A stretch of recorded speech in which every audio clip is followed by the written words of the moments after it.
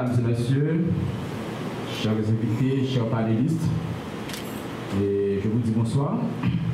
Et l'AFPEC, l'Académie de formation et de perfection des cadres, à travers sa chaire de gouvernance, a le plaisir de vous accueillir ici aujourd'hui pour sa 5e conférence portant sur la lutte contre la corruption. Et pour cette conférence, nous avons 3 institutions et sur les panels. C'est la Cour supérieure des comptes et l'Inspection générale des finances et le collectif des femmes universitaires haïtiennes, ECOFU. Et ces institutions sont représentées par, et pour la Cour supérieure des comptes et des finances administratives, nous aurons comme intervenant et Napoléon Lotur, c'est auditeur en chef de l'institution, et Madame Martine Destin-Ledor, directrice chambre financière, secteur politique. Pour l'inspection générale des finances, nous aurons comme intervenant Jean-Amax Antoine, responsable de l'unité du conseil et de l'audit interne. Et pour le collectif des femmes universitaires haïtiennes, et nous avons l'honneur de recevoir Madame Alberta Calixte Chéry, secrétaire aux finances, et Gloria Anoker Duvernay, secrétaire générale. Nous profitons pour saluer Madame Marquise Ferjuste, la coordonnatrice et du COFU, qui est avec nous en ligne à travers Zoom.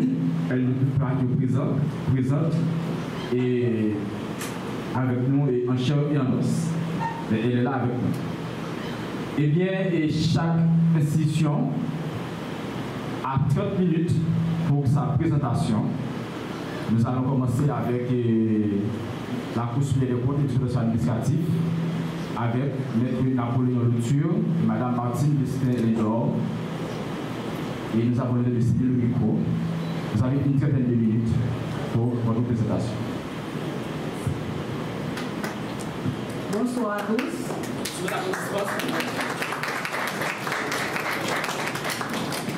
Donc, M. Lotur et moi allons vous parler de la Cour supérieure des comptes et du contentieux administratif, sa mission, ses attributions et son champ d'action. Donc, selon l'article 200 de la Constitution, la Cour supérieure des comptes et du contentieux administratif est une juridiction financière, administrative, indépendante et autonome. L'article 2 du décret du 10 mars 2006 sur l'organisation et le fonctionnement de la Cour établit sa mission qui est de juger les actes de l'administration publique, les comptes des ordonnateurs et comptables de deniers publics et d'assister le Parlement et l'exécutif dans le contrôle et l'exécution des lois et dispositions réglementaires concernant le budget et la comptabilité publique. Donc, pour faire plus court, la Cour exerce 3 types d'actions. La première action, elle contrôle la gestion de toutes les administrations, des organismes publics et des organismes autonomes. La deuxième action, elle juge les comptes des comptables publics. Ça, c'est l'aspect juridictionnel. Parce qu'il faut dire que quand on dit la Cour supérieure des comptes et du contentieux administratif, il y a 2 parties. La Cour supérieure des comptes et le contentieux administratif. La Cour supérieure des comptes s'occupe du contrôle des comptes, contrôle a priori, contrôle a posteriori. Et le contentieux administratif, c'est l'aspect juridictionnel, c'est le jugement. Donc, la deuxième action que la Cour fait, elle juge les comptes des comptables publics. Elle sanctionne les fautes de gestion, elle vérifie la sincérité des comptes de l'État et des collectivités territoriales. Et comme troisième action, elle assiste le Parlement et le gouvernement en matière de contrôle de l'application des lois de finances. Donc, dans le cadre de sa mission, la Cour a plusieurs attributions. Les attributions sont très longues, ça fait 13 attributions, je vais citer quelques-unes. Donc, la Cour donne son avis motivé sur les projets de contrat. On entend beaucoup parler de ça ces derniers temps. Donc, on donne son avis motivé sur les projets de contrat, accords et conventions, à caractère financier, commercial ou industriel auquel l'État est parti. La Cour participe aussi au processus d'élaboration et de préparation du budget général de la République par des avis de conformité. Elle ordonne et certifie la vérification des entreprises dans lesquelles l'État ou ses entités décentralisées détiennent des participations. Ça, c'est une autre mission que beaucoup de gens ne connaissent pas de la Cour. Nous auditons les entreprises publiques, nous auditons les ministères, les organismes autonomes, etc. Mais il arrive aussi que nous fassions l'audit des entreprises privées. Mais ce n'est pas l'entreprise privée en elle-même que nous avons audité, mais le montant, l'argent que la Cour donne à cette entreprise privée pour faire telle ou telle activité. Parce que parfois, il y a des activités spécifiques que l'État n'a pas les moyens de faire. Donc, on passe par une entreprise privée, on dit, faites telle activité pour nous. Donc, l'État leur donne de l'argent pour faire cette activité. Nous autres, à la Cour, nous allons auditer, mais pas l'entreprise elle-même, mais le montant qu'on lui a dit. C'est clair pour moi.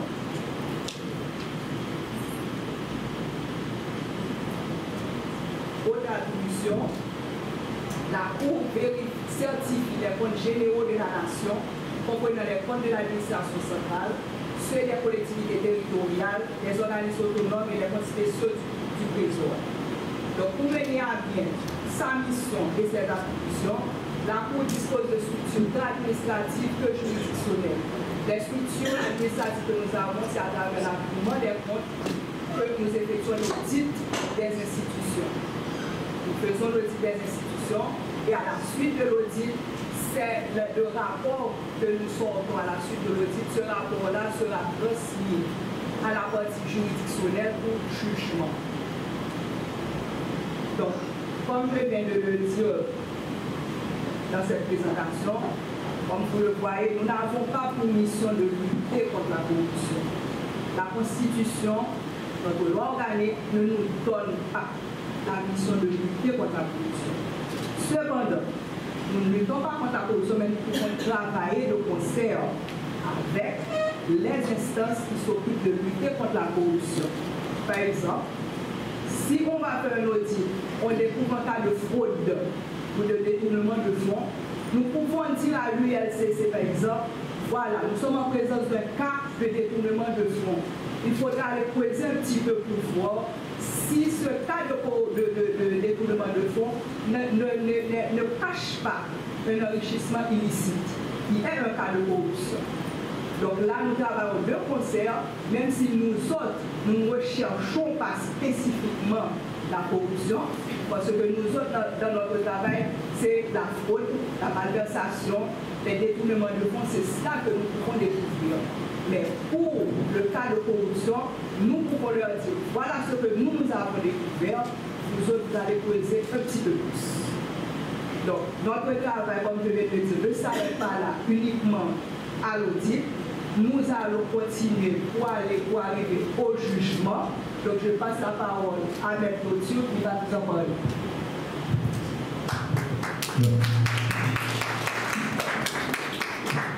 L'avocat prend toujours la parole de vous, c'est une déformation professionnelle. Donc d'abord, merci Maître Martine, et on va passer au cours.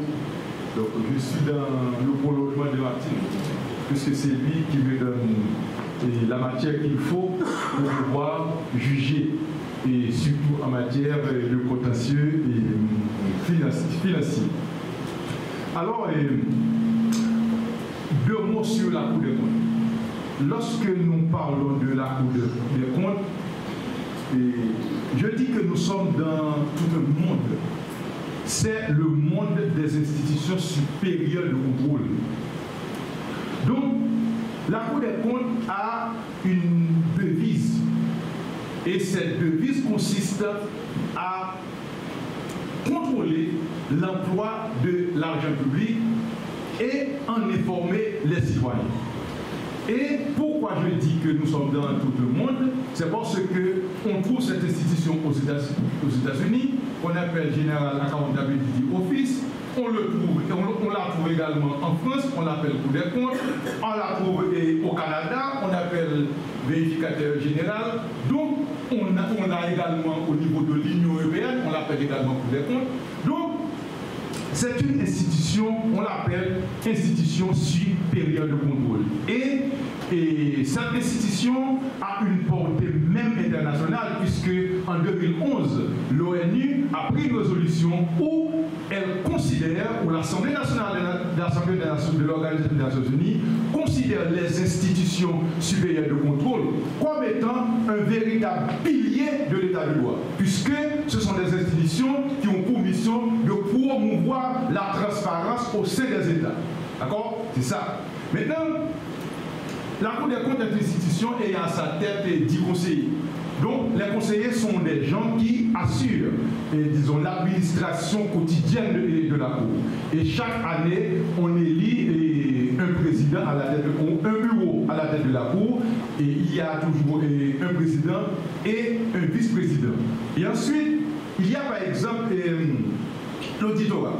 Moi, je représente l'auditorat, je suis le directeur, on dit en chef de l'auditorat. L'auditorat, si vous voulez, c'est pour l'ordre administratif ce que le ministère public est pour l'ordre judiciaire. Autrement dit, c'est un organe dont les membres ont pour mission de donner leurs réquisitions sur toutes les affaires, sur tous les contentieux dont la Cour est saisie, que ce soit en matière financière, que ce soit en matière administrative. Et ensuite, on a par exemple les vérificateurs financiers, dont Martine est la directrice. Donc, quand on parle de vérification, on a un organe, un service qui a pour mission de rechercher les informations dans toutes les administrations publiques, de réaliser des audits au sein de l'administration publique et de l'administration publique, dresser un rapport. Et c'est ce rapport réalisé par les vérificateurs financiers qui va saisir la Cour, disons, l'autre organe dont je viens de vous parler, à savoir l'auditorat. D'accord? Maintenant, ce qui m'amène à vous parler de la double mission juridictionnelle de la Cour supérieure des comptes et du contentieux administratif. Contentieux administratif. Une autorité administrative n'a pas le droit de faire ce qu'elle veut, parce que la compétence qu'elle exerce est encadrée par la loi. Donc, une autorité administrative ne peut pas procéder à l'arrestation de fonctionnaires parce que cette autorité n'aime pas les yeux de mademoiselle, n'aime pas le pantalon que porte monsieur. Non, non, non, non, non, non. Parce que sa compétence est encadrée par la loi. Maintenant, lorsqu'une autorité administrative prend une décision contre un fonctionnaire public et que ce fonctionnaire n'est pas d'accord avec cette décision, eh bien, ce fonctionnaire-là peut exercer un recours devant la Cour supérieure des comptes et du contentieux administratif. Donc, ce sont les magistrats financiers qui vont exercer sur la décision prise par l'autorité administrative que le fonctionnaire estime illégale un contrôle de légalité. Autrement dit, les magistrats et administratifs de la Cour vont regarder est-ce que la décision qui a été prise par l'autorité administrative est conforme à la loi. Est-ce que ça respecte, est-ce que la décision respecte la loi réglementant la fonction publique haïtienne. Maintenant, si après analyse, les magistrats administratifs de la Cour estiment que la décision a été bien prise, eh bien, on maintient la décision, la personne est révoquée définitivement. Maintenant, si à l'inverse, les magistrats administratifs de la Cour estiment que la décision a été mal prise, viole la loi régissant la fonction publique, eh bien, la Cour va ordonner la réintégration de cette personne-là, et ce, avec tous les privilèges auxquels cette personne avait droit. C'est ça, c'est en matière de contentieux administratif. Donc, et le recours exercé par le fonctionnaire devant la Cour s'appelle recours en excès de pouvoir. Il y a des autres qui disent recours pour excès de pouvoir, mais cela revient tout de même. Autrement dit, c'est un moyen, un mécanisme mis à la disposition du fonctionnaire qui s'estime illégalement révoqué, d'accord, pour attaquer la décision qui a été prise contre lui par le tribunal administratif, qu'est la Cour des comptes et du contentieux administratif. Donc ça, c'est l'aspect contentieux administratif. Maintenant, contentieux financier. Lorsque, par exemple, la vérificateur financier organise les audits dans toute l'administration publique haïtienne, suivant la disposition de l'article 200-4 de la Constitution. Maintenant, les rapports, après avoir rempli toutes les formalités nécessaires, maintenant les rapports sont là. Ce rapport-là doit être transmis à l'auditorat, puisque l'auditorat est tenu de donner son opinion sur toutes les affaires dont la Cour est saisie, que ce soit en matière financière, que ce soit en matière administrative. Maintenant, l'auditorat va donner son opinion, d'accord, une sorte de réquisition, donner son opinion sur le jugement des comptes, parce que c'est le rapport financier qui va servir de matière première aux chambres des affaires financières pour juger les comptes des comptables de deniers publics, pour juger les comptes de tous les gestionnaires publics. Ok? Maintenant, ce rapport est remis, disons, à l'auditorat, il donne son opinion. Ensuite, ce même rapport est remis à un conseiller qu'on appelle conseiller instructeur, et puis qui donne également son opinion. Maintenant, l'affaire, on va la mettre au placet et que on va, comme la Cour des comptes en la matière est un véritable tribunal et fonctionne comme tout tribunal, eh bien, maintenant, l'affaire est mise dans ce qu'on appelle au placet. Maintenant, les parties viennent et puis on dit à l'audience, toutes les parties sont là, donc on va juger le compte du gestionnaire de fonds publics à partir de l'audit qui a été préalablement réalisé sur sa gestion. Maintenant, ce qui est important, dans le cas de cette affaire, c'est que en matière de jugement des comptes des comptables publics, la Cour rend deux types d'arrêts. Un arrêt, la Cour peut, les magistrats financiers cette fois-ci, peuvent prendre un arrêt de quitus, c'est-à-dire un arrêt de décharge.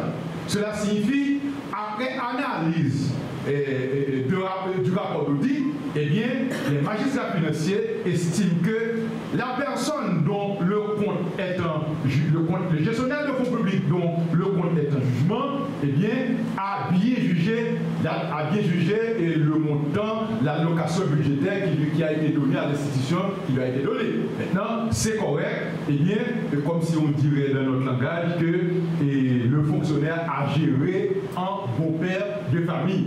Donc, cela signifie qu'une telle gestion est dépourvue de tout acte de malversation, de vol, de prévarication, de tout de fonds. Donc à ce moment-là, on dit ok, vous êtes quitte pour la période auditée. Maintenant, un deuxième type d'arrêt que la Cour peut prendre, c'est l'arrêt de débet. L'arrêt de débet est une décision, un arrêt rendu par la Cour par laquelle les magistrats financiers estiment que le fonctionnaire, le gestionnaire dont le compte est un jugement a mal géré, disons, son budget, a mal géré. Et à ce moment-là, on estime que le rapport d'audit va arriver et les magistrats financiers estiment que, à partir des observations contenues dans le rapport d'audit, eh bien, il y a des actes de malversation financière, des actes de prédication et des actes de prédication. Cela signifie que la personne a mal géré les fonds publics. Eh bien, à ce moment-là, la Cour va rendre un arrêt de débet. Donc, l'arrêt de débet va ordonner également le maintien de l'hypothèque légale dont bénéficiait l'État sur le compte de la personne. Puisque quand on est comptable de deniers publics en Haïti, eh bien, d'office, cela signifie l'État n'a rien à faire. Dès lors que vous occupez le poste, eh bien, l'État bénéficie d'office d'une hypothèque légale sur vos biens. Maintenant, lorsque la Cour, les magistrats financiers de la Cour supérieure des comptes et du contentieux administratif auront à juger votre compte, et si la Cour estime que, et après jugement, et que vous avez mal géré, comme je viens de vous le dire, eh bien, vous écopez un arrêt de débet, eh bien, l'hypothèque judiciaire d'État sur tout vos biens, qu'il s'agit de biens matériels, qu'il s'agit de biens immatériels, eh bien, cette hypothèque reste et demeure. Maintenant, qu'est-ce que cela entraîne comme conséquence? Je vous dis, cette personne-là ne peut pas vendre ses biens. Bon, nous sommes en théorie, c'est ça ce que dit la théorie. Donc, il ne peut pas, cette personne-là, qui avait écopé l'arrêt de Libet, ne peut pas vendre ses biens. Maintenant, est-ce que cela s'arrête là? Après avoir écopé l'arrêt de Libet, le dossier en question est transmis aux autorités de l'ordre judiciaire. Parce que, dès lors qu'il y a acte de malversation, acte de détournement de fonds, eh bien, c'est de la corruption de manière générale. Eh bien, en vertu de principes qui caractérisent le droit public haïtien, on appelle la règle du double arrêt. Cela signifie le dossier est transmis à l'ordre judiciaire pour juger la personne physiquement, puisque la Cour des comptes a pour mission de juger le compte de, le compte de la personne, a pour mission de juger le compte de la personne, mais pas la personne en elle-même. Et comme en l'état actuel du public haïtien, la Cour des comptes ne peut pas juger, si vous voulez, si vous permettez, la personne de la personne, eh bien, après avoir jugé le compte du gestionnaire de fonds publics et que cette personne-là écope un arrêt de Québec, eh bien, le dossier est obligatoirement transmis à l'ordre judiciaire au tribunal répressif pour que la personne-là puisse juger à nouveau et recevoir au cas échéant sa peine.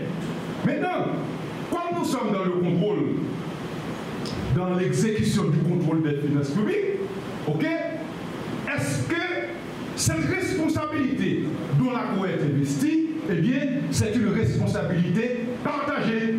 Eh bien, avec quelle institution que la Cour partage cette responsabilité? C'est avec le Parlement. Il suffit de lire l'article 233 de la Constitution, vous allez voir que chaque année, à chaque législature, eh bien, il est nommé une commission qu'on appelle commission parlementaire, composée de 6 sénateurs, 9 députés. Eh bien, cette commission-là a pour mission d'exercer un contrôle à chaud.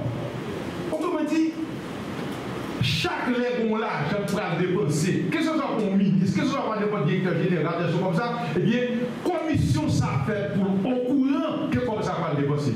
Et lorsque la commission est au courant, cette commission estime l'agence de l'argent par faire Cauchy, eh bien, elle interpelle la commission du Sénat, interpelle le ministre en question. Et maintenant, si la réponse qui va être faite va être par exemple au niveau d'un organisme autonome, eh bien, le président de la commission a pris le soin d'éviter le ministre à se présenter avec le directeur en question. Donc c'est ça, c'est le rôle de la commission bicamérale, selon la disposition de l'article 233 de la Constitution haïtienne. Et la Cour, le Parlement, la commission bicamérale, à ce titre, exerce un contrôle a priori et un contrôle a posteriori. C'est-à-dire, le Parlement doit exercer, selon les dispositions de l'article 223 de la Constitution, un contrôle avant l'engagement de la dépense. Pendant qu'on est en train de dépenser l'argent, le Parlement est au courant. Pour bloquer, par exemple, le détournement de fonds, une dépense qui n'aurait pas dû être faite, eh bien, le Parlement peut bloquer ça. La Cour des comptes n'a pas cette possibilité, puisque la Cour des comptes n'a pas le droit d'exercer un contrôle d'opportunité sur les dépenses qu'on est en train d'engager au nom de l'État. Eh bien, comment le Parlement exerce maintenant sa mission? C'est lorsque le Parlement va voter une loi de finances qu'on appelle la loi de règlement.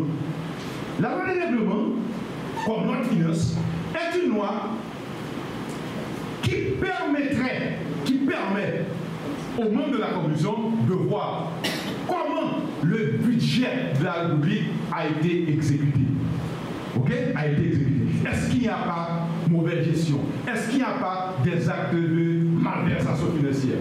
Et à ce moment-là, ce rapport, le Parlement va sanctionner cette loi et par la loi du règlement, le Parlement sanctionne la gestion des ministres, mais permettez-moi de vous dire, Jérôme Métor et même de mes méthodes, mettre Yes Lavissière, après, il a été ministre, après 20 ans, le Parlement n'a jamais jugé son compte, donc on n'a jamais voté la loi du règlement. Merci.